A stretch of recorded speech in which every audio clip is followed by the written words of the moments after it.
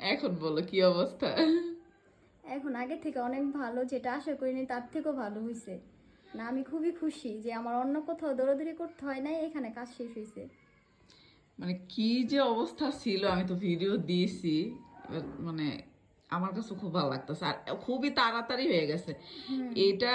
এখন তুমি যেহেতু মানে তোমার একটু ডাউট মনে হইতেছে, বা তুমি হ্যাঁ। যেহেতু বাইরে চলে যাবে, যার জন্য কিন্তু আমি চাচ্ছি যে এটাও তুমি করে যাও। আরেকটু আমি আরেকটা সেকশন দিয়ে দিব, যাতে সমস্যা না হয়, বা হইলেও দেখা গেছে যেতটুক থাকে আবার ঠিক হয়ে যাবে।